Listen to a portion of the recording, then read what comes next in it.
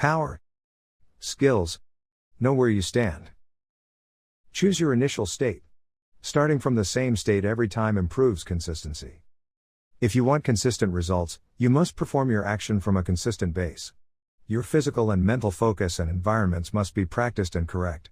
This includes your emotional state, the color of the room, the temperature, and how you use your body. Which outcome will profit you most affects your bias, perception, and performance. For example, if you listen to a stereo system, it's very likely that your brain will think the sound is coming from where you are looking. If you are positioned perfectly between the two speakers, and you are listening to a sound that is supposed to sound like it's in the center of the soundstage, if you look up, then it sounds like it's coming from up there. If you look down, it seems to be coming from down there. Thus, if you're ever trying to judge the quality of a sound system, you must make sure to point your head the right direction, or you'll alter the results. Don't train negative. If you shake your head in disappointment when you miss a shot, guess what you will do when you miss the shot in a non-practice environment? You're more likely to do the same thing in the real world that you've been unconsciously practicing. Miss shot, showed disappointment. Screw up, showed disappointment. Being disappointed and looking down or shaking your head is the opposite of performance. You can't make a good shot when you're not looking at the target. Keep your eye on the prize and don't waste time practicing bad behavior, conscious or subconscious. That missed shot is in the past. Always focus on the present and the future. Focus. When the shit hits the fan, you will perform at the average level of your practice. You're unlikely to do much better or worse than your average. Focus on the action, not the outcome. Revisit it every once in a while to make sure that the process is still the right one you should be focusing on. Some large companies focus on process too much and lose track of the reason the process was originally good. If you put your focus into the area where a thing is happening, your brain has all kinds of mental and physical tricks it will use to get you better results in that area. If you're playing baseball, focus on the ball. If you're bowling, focus on the pins. You can still make changes while the ball is in your hand. Focus on those things you can interact with, the things you can touch and influence, and the world will bend to your will. You most focus on that which is coming at the expense of which has passed. The future is rapidly approaching, and the past is forever out of reach. The past is but an idea, unattainable, while the future is unavoidable. Change the focus of your mind to get better physical results. Limiting feedback and focusing on touch. Typing speed. I hold my personal typing speed record of 116 WPM on a laggy computer with a Logitech KL20 $10 keyboard. It's probably the finest of all the cheap keyboards. Good key feel, rather short travel distance, standard key positioning. You might ask, what's the point? The laggy part is important. You would think that on a laggy keyboard you would type slower, because it would take longer for you to verify that what you were typing was coming out correctly. You would be right, up to a point. But once the lag is so high that you realize the complete and utter futility of even trying to see what's coming out, you can focus all of your mind directionally on your fingers, and if you're good at typing, you already know when you've made an error. You don't need the screen to tell you, and thus by cutting out the feedback loop of the screen and the visual system, and by only maintaining the feedback loop of the touch system, you have a more pure data stream to focus on, and one that is perfectly in sync. I also believe that where you put your focus, your body tends to naturally locate resources. Computing. Display. ClearType is Microsoft's implementation of subpixel rendering technology in rendering text in a font system. The system attempts to improve the appearance of text on computer display. Do not use quality settings on your graphics processing unit, GPU, or ClearType. It will blur up all your work. Mousing. The Contour Design Roller Mouse Pro 2 is pretty great if you do a lot of typing. Every second you're not moving your hands away from the keyboard, the second you can get back to typing faster. Internet browsing. Middle click, or control left click to mass open windows you are interested in. Then they can load in the background and be ready for you when you want them. This doesn't work great if your computer runs out of memory. Chrome plugins. Tab Outliner plugin for Chrome. Ad block. Screen colors. Try out high contrast mode. Green text on black screen. Black because why should you be illuminating things that aren't data? Green because it's the most visible color to your eye. On OLED screens and all other screens that don't have a backlight, you pay for every pixel you illuminate, so don't bother lighting up pixels you don't need, burning through battery, and shortening the life of those pixels. Writing text. Typing emails and comments and forum posts, type them locally in your own text editor, or be very angry when backspace takes you off page and deletes all data, instead of backspacing in your text. Or their form submit doesn't work. Or you were posting too fast, etc. Risk management. Anything you generate in this world, whether it's text or images or videos, you need to have it backed up, for if it was important enough for you to spend the time making it, then it's important enough for you to spend the time to make sure it doesn't get accidentally deleted. Accidental deletion. Hitting cut 2x means you actually hit delete on the first thing, unless you pasted it first, or remembered to Ctrl+Z a lot. You should install a clipboard manager to warn you and keep a history of things you've copied. RAID stands for redundant array of independent disks. All spinning disks need to be in RAID. It is not a backup. Density is friend. In Windows Live Mail, whenever you right-click on a folder under an email account, you get an option Add to Compact View. If there's a Compact View option, use it. Virtual desktops. If you use an OS which supports multiple virtual desktops, you could also just put your distractions on one desktop, and your real work on another, and there would be little question as to whether you were really working or not. Search. Let the computer search for you. Don't use your eyes. It's easier to type what you are looking for than to try and find it by visually searching around, which is why the program launcher in the newer Windows versions, you just click Start button and type what you want and it simply appears. They are better. It would be nice to see such a feature to be able to find that tab lost in your sea of tabs, if perhaps the Tabs Outline plugin didn't have the feature. Hidden Google search options. One very powerful but undocumented search tool is the around function. If you wanted to research Barack Obama's interactions with Australia, you could simply include both terms in a search, but you'd find thousands of articles in which these two terms may appear many paragraphs apart, and bear no relation to one another. But if instead you search Obama around, 10, Australia, then the first results will be one in which Obama appears within 10 words of Australia. Note, for this to work, both search terms must be in quotes, around must be capitalized, and the number must be in parentheses. Know how and when to use the minus sign in a search query, that is, search George Washington, -, edu. Also a title sign before a word to search simultaneously for the synonyms of that word. 2 dots between numbers to search for a range of numbers. For example, 1.10. The asterisk is used as a wildcard in quoted search strings to stand for one or many unknown words. The asterisk cat will return things like the angry cat, the big brown cat. A plus sign will ensure that a word is included in every search result. Google got rid of the plus sign operator, so now you have to put quotation marks around single words or use search tools greater than results greater than verbatim. Quotes surrounding a phrase will ensure that exact phrase turns up. File type : will make sure URLs have that extension at the end. In URL : will make sure whatever follows shows up in the URL. Good for refining your search by domain name. Site : will return only results from that site. Workstation. Quiet versus loud keyboards. Loud keyboards could make you want to work more. If you work with others, they might want to kill you. The quiet that comes from the people around you having well-silenced keyboards leaves a nice acoustic background for you to place the sounds you enjoy hearing the most. If you love the clack of keys, and you're not working with too many people at the same time, you could very well enjoy the sound of the board itself. Music is pretty great, so one may prefer a low noise floor. The higher the noise floor, the louder one must have to go to get the signal-to-noise ratio one enjoys, and at some point you can hurt your ears, or piss off your neighbors. Isolate all things that vibrate from other things. Do not build your computer into your desk. It will vibrate, get hot, and not perform very well. Oh, and also act like a giant speaker cone for the vibration. Isolation is good for equipment. Exclusivity. Power is when you can take the elevator into a department store's special floor, flash your black card, and get free premium quality cappuccino that people without the black card can't even buy because they don't accept money there. They don't accept money. All they accept is power. Power is currency. Power is exclusivity. You're likely to meet other people there who are already powerful. Power is proximity and proximity is power. Your proximity to other powerful people amplifies your power. Money is not power, knowledge is not power. Power is power. In physics, power equals mass times time times speed. Power is unused time, potentiality. When you have more things under your control for a long time going faster and faster, power increases. Power has carry-on effects. If you're not included, you are not enjoying those effects. Power multiplies force. You've got to have force to multiply. In the words of the song by the Locks, money, power, and respect, on D-Block Records, first you get the money. Then you get the motherfucking power.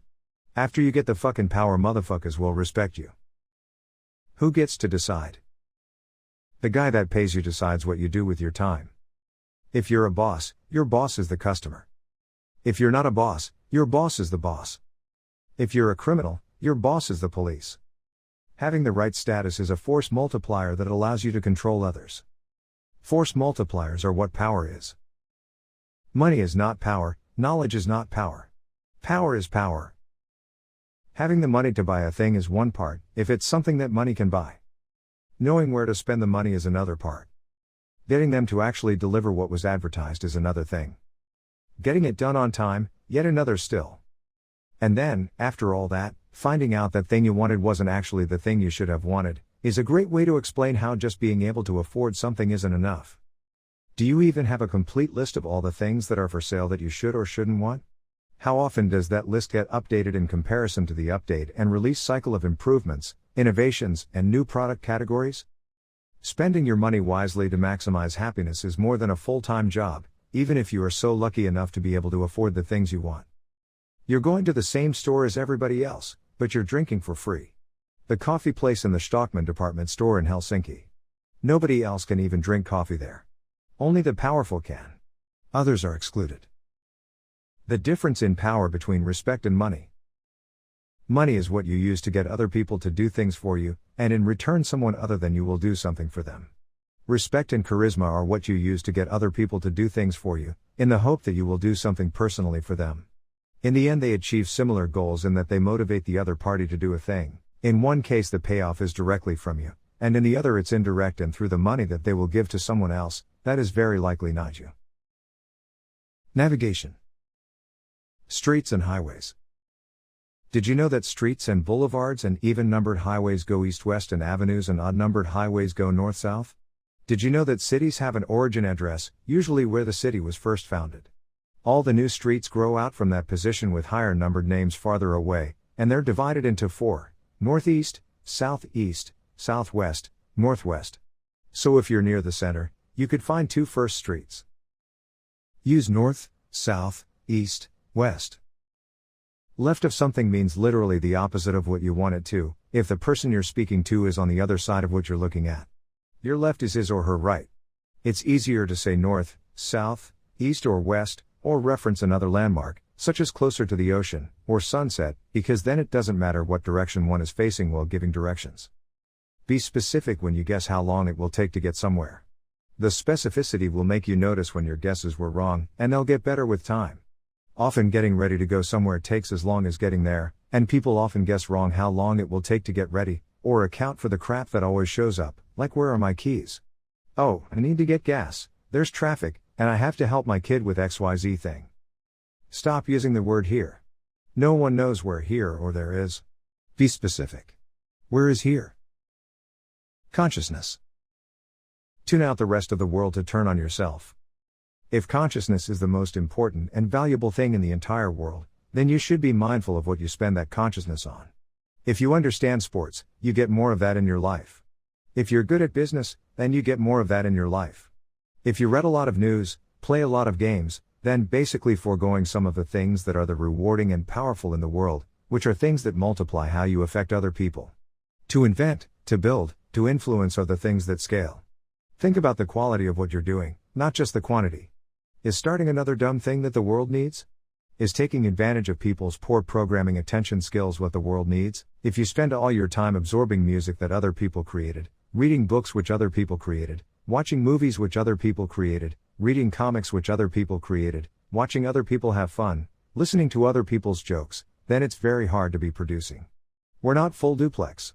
You can't really listen when you're talking, you can't really talk when you're listening, you can't really create or be an individual or do the thing that only you can do, if you're busy absorbing everyone else's consciousness and not being your own consciousness. Now, do you need to start your life absorbing other people's consciousness? Yes, you do. You just need to learn a language, learn customs, thrive, eat, break bread, make love, enjoy. You need to do that. Once you've done enough of that, got the low-hanging fruit and got the Pareto principle, 80% of the results from 20% of the input, you need to switch gears. You need to give back. You've been a child, you've eaten from your father's hand, so it's time to be a father. It's time to give back.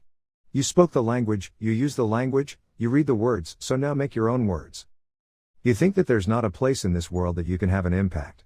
If you focus your mind, regardless of how ineffective you might think you are, or how powerless you might actually be, with enough focus you can make an impact. People get good on what they focus on. The more you're willing to focus on a thing that other people aren't, the more you'll stand out, the more contributions you'll make, the more money you'll make, and guess what? People love to do what they're good at, and people get good at what they focus on.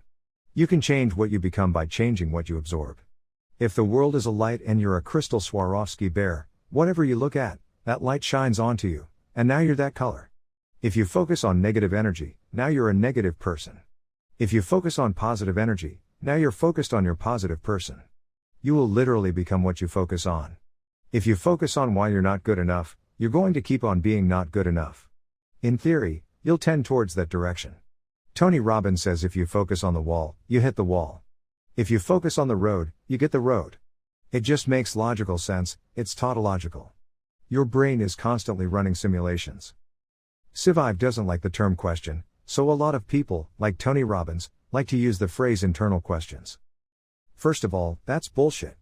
Because people without language, which human beings didn't have 200,000 years ago, were still doing that what might happen processing without language. It's obvious that you can do processing without language.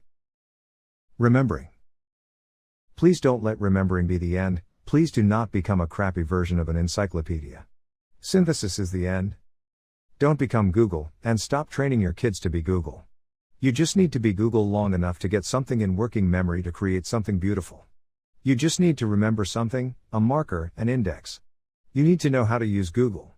If you know how to use Google, you can have a bad memory for the rest of your life, because the internet is not going away. Choose what you know. So many people find it useful to not know things, such as their partner cheating on them. The consciousness economy, which is kind of a new field of understanding, which SciVive hopes to elaborate upon, with how the world is suffering due to bad marketing, and marketing only for things that are evil and not good. A lot of people actually have terrible memories. They don't remember to brush their teeth, what day it is, what time it is, when they last ate, they don't remember birthdays, they don't know what season it is. Sometimes, that's because they don't truly care about those things. You can make a compelling case that they shouldn't care about those things. Let your iPhone remember them for you. Your iPhone will wake you up when you need to send someone a happy birthday text, or gift, or selfie, or whatever that you're sending them. Your phone will wake you up. You will not wake you up. You are a crappy alarm clock. If something that falls out of your circadian rhythm needs addressed, your brain is not going to do it for you. Your phone will. Let your phone do all the remedial tasks. Let your brain do what juices it, what gives it passion, what engages it, what is at the limit of its understanding. I believe that a lot of people that may seem like idiots may actually be using all of their considerable memory powers on areas they actually care about. Give your brain the best memory gift it will ever receive and start caring about something. Filter and accept only what's essential. This reticular activating system that subconsciously decides what you hear and what you don't, what you see and what you don't, what you focus on and what you don't, why not use it to empower you? Let's look for what is right in the world, let's look for what is powerful. Let's dream the dream and let's starve out that disempowering feeling about everything that's wrong, and everything that can't be and all the fear. Let's drown that out. Let's only look at that for the minimum amount of time we need to invert it to see the solution, to execute that beautiful solution and never have to think about the old destitution. You never have to think about quitting again when you're not a smoker anymore. You just don't smoke. It's no longer a fight. When you change your identity, it becomes much easier to execute the behaviors that identity has. When you keep an old identity that has try and fail as a component of it, it's harder to do the new thing. Give yourself the gift of focusing on what you want, not what you don't want. Give your brain the gift of knowing what you want, so that you get more of it. When you fill your life with what you want, you'll find out that you don't have space for unwanted behavior, because it just doesn't fit. It's really simple and lots of people have solved it. You just want to think it's complicated and hard so you don't feel like a bigger failure. You don't feel more regret. It's like writing a book. Is writing a book hard? No. It's just like writing an email to a friend. Well, then how come more people don't do it? Somehow, it feels unrewarding at times during the process.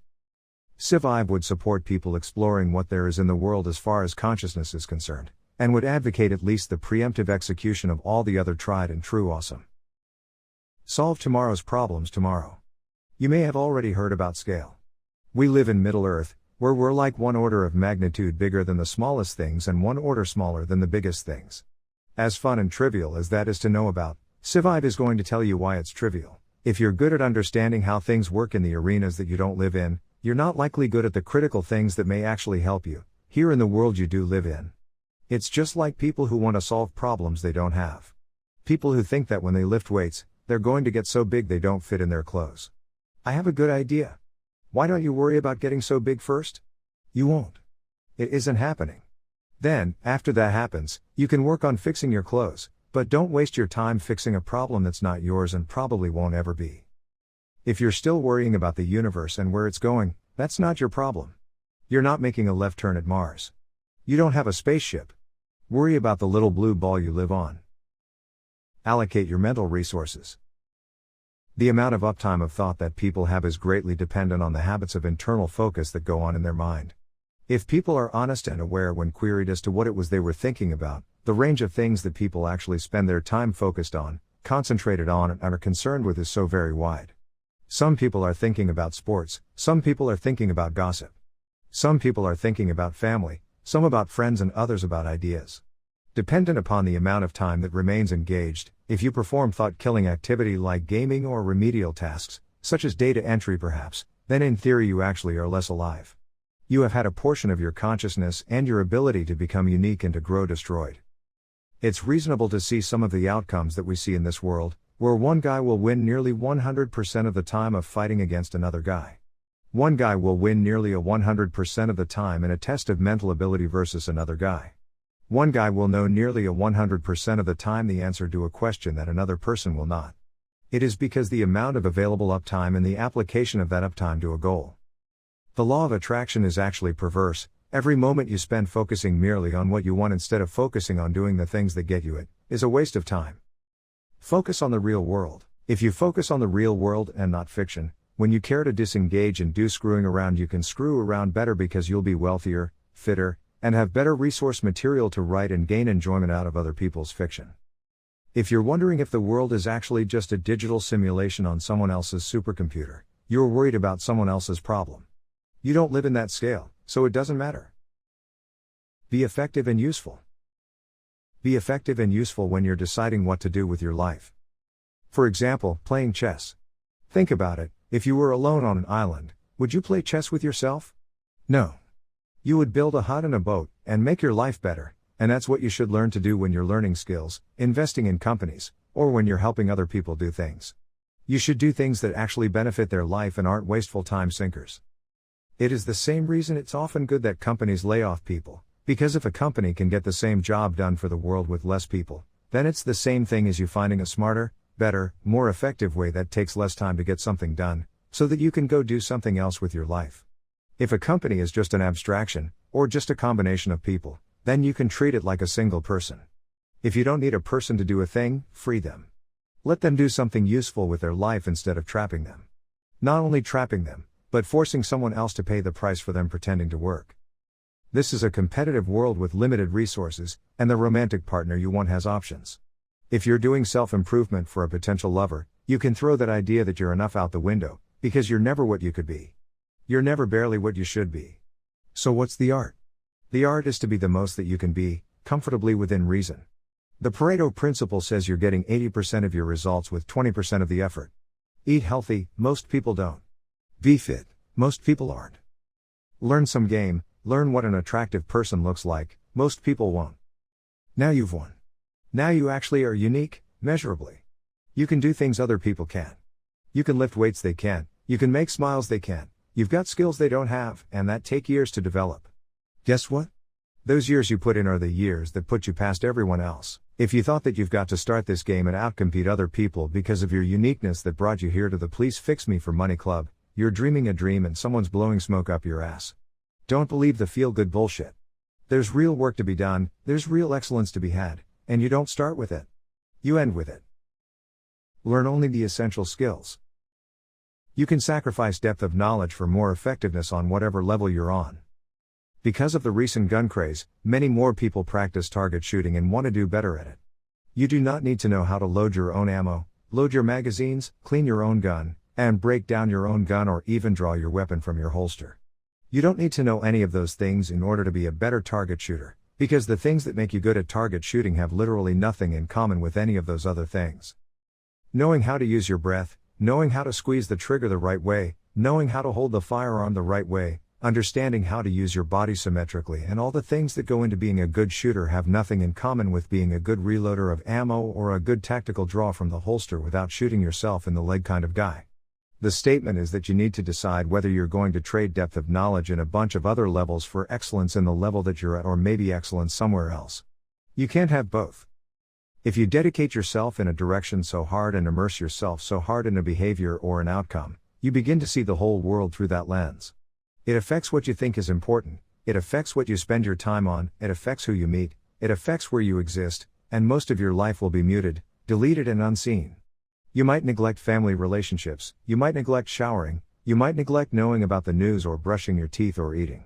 When you are so in a fixed state, addicted, single-minded, and focused, there's the risk that you have great personal pain during those rare moments when you notice that you sacrificed much of what you might want in your life for a different goal, either by choice or by obsession, either through a healthy decision or by having no choice and having an addiction.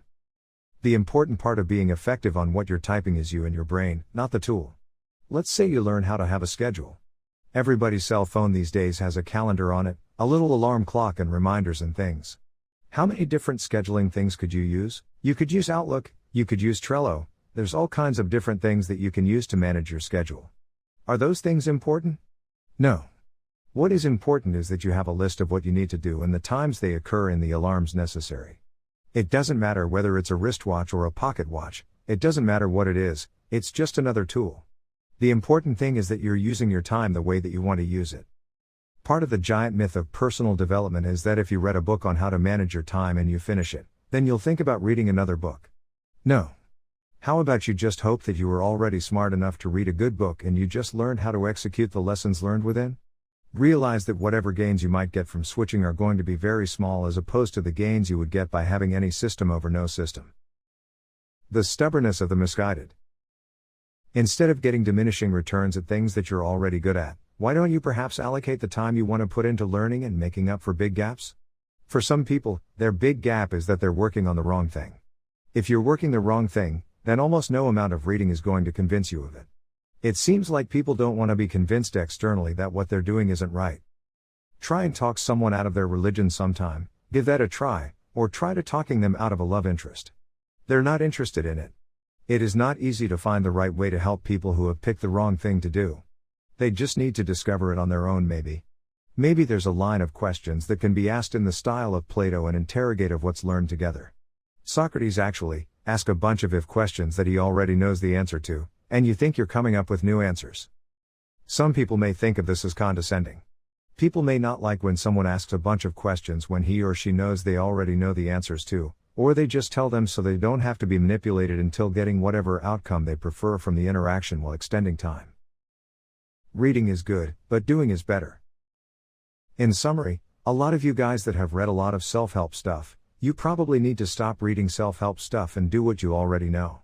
If you're doing what you already knew and actually doing it, you would be living a dream. You'd be bragging about how much ass you were kicking, bragging about how fit you are, how good your relationships are, how happy your prospects were and how proud you were of your activity.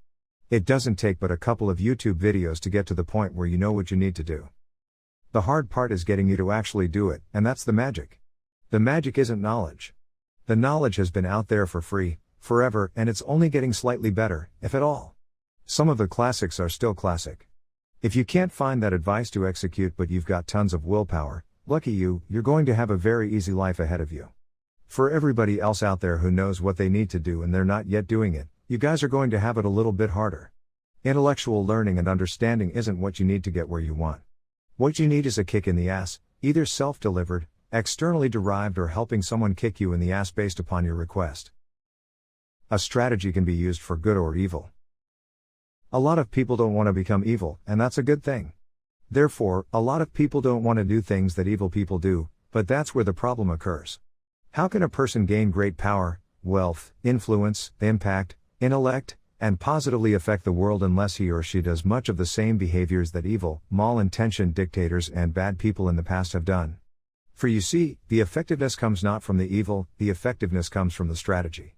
The strategy can be used for good or evil. Who is good marketing? Google. Are they doing good deeds for the world? Yes. Most people think so. Who also had good marketing? The Nazis in Germany. Did they do good deeds for the world? Most people will tell you, no. Is having good marketing therefore evil because the Nazis did it? They also made the trains run on time, cared about people not smoking, built roads, they did a lot of good things. Unfortunately, they poisoned many of these good things because they did so much evil as well. So what is the point? If you want to make a huge impact in this world, you want to make this world a better place, or you just want to make lots of money, or you just want to be loved, you are going to need to do what works, and a lot of what works is what worked for both great people and terrible people. If the world is lucky enough to have a good person such as you, using the same tactics and occupying the same receptor sites on the global consciousness, it's much better that those receptor sites gets filled by the good that you're doing than by the evil that these jerks are trying to do. If there's a lot of people out there with podcasts trying to convince you to buy their get-rich-quick bullshit, wouldn't the world be a better place with your podcast sharing the same ideas but not trying to scam people out of money? Merely avoiding what you don't want is insufficient. SciVive's theory on life is that a lot of people spend a lot of time doing things not because they want to do those things, but because they don't want to do something else. If your marriage is unfulfilling, you would try to spend all your time at work. If you don't want to write a book, you would spend all your time playing games, doing whatever else, getting laid, etc. One way to overcome this is to decide what you want and then go and get what you want. Now, it sounds simplistic in that everyone is already doing that, but they're not. If you think about something you want, and that's what's clear in your mind, instead of what you don't want, you're more likely to go do it. Greed could be a useful way to beat procrastination. Just decide what you want and then just do it. Do it leisurely, do it quickly, do it however you want, just get what you want. Don't do what you don't want. Don't live a life of avoidance doing things only because they're not some other thing. Learning opportunities are abundant. When we're truly interested in learning a thing, we have Wikipedia and it's fun to read. We have Discovery Channel, which is fun to watch. We have podcasts, they're fun to listen to. If you're actually interested in something in this world, there's a nearly limitless amount of content locations. We have libraries and free books. There's a nearly limitless amount of information for you to absorb and enjoy in regards to any topic that you find interesting, across any media format you prefer. If you're truly interested in learning something, you're probably not waiting for class to start in the morning. In Plato's classic book, Republic, he suggests there are 3 classes of people in society, and the state should educate those classes differently. They assign standard time frames to those education periods. Why on earth would you treat all your students on the same time frame? That's quite stupid. There are some people who are ready to be professors at the age of 18. And there are some people who will never, ever be ready to be professors. How tragic would it be to use some artificial timing that has nothing to do with the student, and nothing to do with the update of science, and nothing to do with the update of education tactic? The Pomodoro technique is a time management strategy that involves breaking work into 25-minute chunks. It works is because it flips your brain's desire to hunt things that are scarce and it makes your time available to do work scarce. Therefore, your brain tries to hoard it, whereas quite normally you have an overabundance of work, and therefore you don't get any benefit by just doing it. You lose out on all the other scarce things you're not doing because of the work. When you've got some type of mission that's all-consuming, that's all you think about, and all that you know that you should think about, and then you finally have found a way, a strategy, a method to think about that thing, then your old habits and your old vices begin to fade away to become replaced with something more valuable. If you used to be addicted to women, women matter a lot less. If you used to be addicted to games, games matter a lot less. That's a great unexpected side effect of focusing on what really matters. All the things you used to have to try and focus on not doing, you don't have to focus on not doing now, because you don't have time to focus on not doing them because you're too busy doing what you love now. Car progress analogy. People are like cars in a race. You can have a very fast car, but if pointed in the wrong direction, you are not going to cross the finish line. Your intellect is the size of your motor. What you focus your mind on is your fuel. Your goals are your steering wheel. Your suspension is your persistence. Your tires are how well your goals match what's possible. Your body is the car's body, and the more fit for purpose it is, the less hard you will have to push aerodynamically to your goal. Sometimes if you go too fast, you will be pulled over by the law, and it will take longer to get where you are going, if you ever get there at all. Perhaps you crash. Go through common problems people have where they don't get where they want to go by missing key parts of a well-running car. Analysis paralysis. Knowing the real good or bad of a thing in hindsight, the wisdom of crowds and prediction of markets. Should you have kids, how many and when? How does one make the decision between working harder to make money, then one day spend it to change the world, versus starting to change the world now and stop making money? There comes a day when you can't make up the time you've lost thinking about it instead of taking massive action. Pick your battles. There is an endless amount of challenges. You will always be presented with conflicting ideas. The question is, which shortcut to action pays better? Sometimes not delaying is better, but sometimes waiting is better. Achievement. We are all capable of great things, even the worst of us. There has always been and will always be a few things standing between us and greatness. SciVive will call these the great traps. Some of these could be described as circumstance, lack of opportunity, lack of time, complacency, it's good enough, lack of creativity, lack of follow-through, too individualistic, no teamwork, not individualistic enough, or no unique ideas. We can also be held back by greatness that is too small in scale or learning things that become valueless. It's pretty inspirational to hear about people that you might think shouldn't have been successful, but who ended up wildly successful. For instance, Dr. Seuss apparently was going to burn his book after it got rejected from 20 different publishers. He met his friend on one side of the street that he was walking on, which distracted him and prevented him from burning it. If he hadn't been walking on that side of the street, he said perhaps he'd be in the dry cleaning business now. You hear the same thing with Walt Disney. A number of times he tried to get funding for Disney World. You hear things about really old people getting started like Mr. Sanders, Colonel Sanders, who started KFC. He was perhaps in his 50s, and Morgan Freeman who got his first real good acting gig at not so young an age. Stan Lee is another example, having created his best works as an almost middle-aged man. All these things, look them up. Verify them for yourself. The point is that if ever life is hard for you and makes you want to stop, there's a lot of people who have had it a lot worse, and it's worked out just fine for them when there was no clue that it should have. The past poisoning your future. Here is the secret on the downsides to believing your own bullshit. Take a guy like the person who made Star Wars. The first Star Wars was good, it had many of the elements, themes and storylines and arcs of other successful good stories. It was about a guy faced with a problem and a journey to solve that problem. Then, think about Jaws, the movie. The next movie was about the shark, not the guy. That's a different movie and personal development, science and music, it's the same stuff.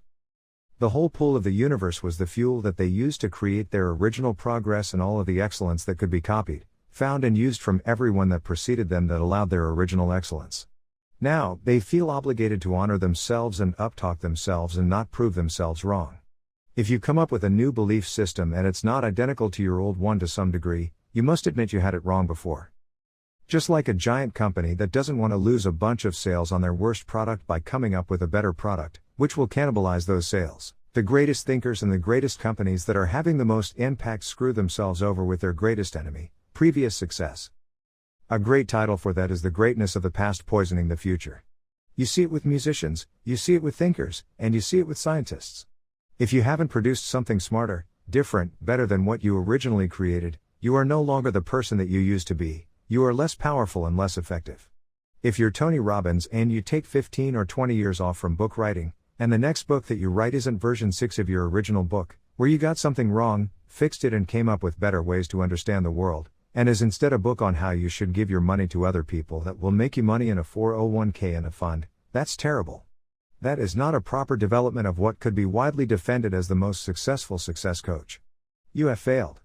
If you have stopped producing, if you have stopped creating, if you have not proven yourself wrong and proven your own ideas, you drank your own Kool-Aid, you drank your own bullshit, you rested on your laurels.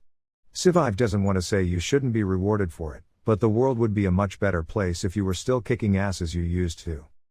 For all you guys that don't want to be so hard on the greatest and most productive of us, and you want to make it okay for them to rest on their laurels and just chill and write out their success, know that they're going to pay that with their lives. They will die more painfully and earlier than necessary, as will everyone they love and all of their offspring, because they decided to not perform and not produce. Those were the heroes. Those were the guys that had the easiest path to make a huge and great impact in this world, and they shirked their responsibility or pretended that they didn't have responsibility to themselves, to their ancestors, to their offspring, to their loved ones, to their friends, to their culture, to their fellow men, and or to their future selves, which will harshly disagree with what they did this day. Worry about things you can actually fix. Having sex and curing aging are the same thing from the guy's perspective. Guys don't dream about baby showers and baby clothes on kids, we just dream about the act of procreation. For the same reason you don't have to dream about making people immortal or never age, you just need to worry about doing the things that cause that. You don't have to worry about the outcome, you just have to worry about curing the little parts. You're not trying to create super long living human beings, you're just trying to cure cancer or heart disease and all the things that kill them.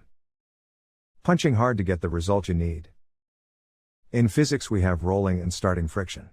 It's basically a subset of Newtonian motion whereby an object at rest tends to stay at rest and an object in motion tends to stay in motion. That is why if you're already moving, it's very easy to keep moving, and if you're stopped, it's harder to start. Parkinson's law of triviality is C. Northcote Parkinson's 1957 argument that members of a deliberative body or project team give too much weight to trivial issues, thereby voiding difficult decisions. The work week. Breaking through starting friction. Using stimulants like caffeine might pay the same dividends in uptime downtime volatility, increasing energy to overcome starting friction costs that having a sleep cycle effect creates for animals. The same could be true for CPUs, obviously not with caffeine but with the constant application of electricity as a stimulant. This type of logic can also be applied to being in the zone if you play sports or have bursts of creativity. It's also a way to recognize that very often what you need isn't more weak force, but just a burst of strong force, like getting the brakes to lock up on a car. Some people think that they just have to stop doing everything else in their life to be productive and be useful. There is a disagreement between two ideas. If you want to make something so it doesn't need willpower anymore, and so that you amplify the chances that it keeps occurring, then you need to fight through discomfort and fight through identity issues, and become a person that does that thing whether it feels good or whether it doesn't, because it's just what you do. It becomes easier to do it than it is to not do it. How do you get to that place? You get to that place through whatever trickery and effort and trying hard that you could possibly think of that allows you to do it for long enough that it sticks as a habit. Maybe you use motivational posters, self-speech, a coach, or a team, or maybe you use drugs, or hypnosis. It doesn't matter what trickery you're using to do what you should do, but once you've done it long enough, it becomes a habit, and it becomes harder to not do it than to continue to do it. Time management. Let's talk about that time management. Studies have been done and have determined that it's good for you to get 8 hours of sleep. It changes based on your genetics, light, location, and diet.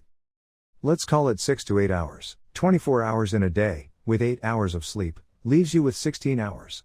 16 hours is just 2 other 8-hour periods, at least one of which most people are used to working and culturally accepted as working, not including transition time. A 9-to-5 job is 8 per hours a day, but they actually take an hour off for lunch, so it's really only a 7-hour job.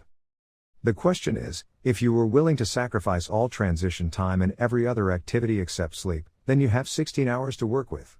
Most people are used to working 8, and they're used to taking off Saturdays and Sundays. Your maximum hourly increase is from 8 to 16. We'll just exclude transactional costs, like driving and dressing and preparing, we just want this math to be a little easy. You could go from the 8 hours of productive output that most people have, 5 out of 7 days, and move it to 16 hours of productive output, 7 days a week. The math is actually pretty simple. 16 times 7 is 112. If you work 16 hours a day, 7 days a week, it is 112 hours of work per week. Be 3 times as effective. The math is 112 hours at 7 days a week, 16 hours a day, versus 40 hours a week. If you only slept and had no transitional time at all, you still cannot triple your productive hours.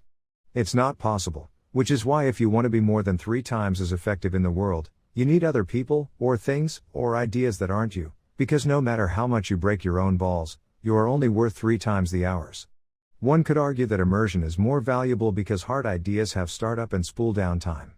Or, one can argue that more time is less valuable, because you burn out, and you get tired of focusing on a thing. Either way, let's just call it about 3 times effectiveness based on total sacrifice of any non-productive enjoyment. You want to watch a movie? You're not in the movie business? Disallowed. You want to go outside to eat? Nope. No eating outside. As a matter of fact, no getting up from the chair. No. It's not that great. If you want to really make breakthroughs in this world, you've got to use people that aren't you, because you can only get about 3 times as many hours. Now, can you change behavior and do things that are better tactically and strategically? Sure, and you should, because as said previously, more hours is only worth a maximum of about 3 times. When you look at the people ahead of you in this world, 3 times isn't going to get you even close, and it almost doesn't matter who you are. A great example of this is trying to cook a steak by a committee where 10 people come into a room, look at the steak and blow their warm breath on it trying to cook it. You could increase the number of people on the committee to 100 and you still wouldn't be reaching the temperature that you need in order to cook the steak. You need one hot thing, not 100 warm things.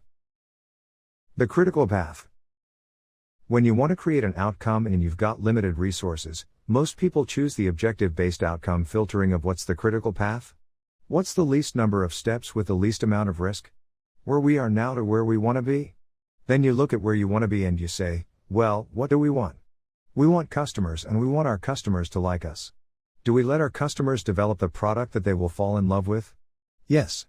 What's the minimum viable product to get out the door to start getting feedback with our case study, to start optimizing the product and make it amazing? We already have a good product. Every money value that we already spend will not only generate the best return, because it's the most sticky and most useful product, because it's already been optimized by some pre-customer test cases. It's already more reliable because we tested it with those guys and improved it, so now the new guys get it better.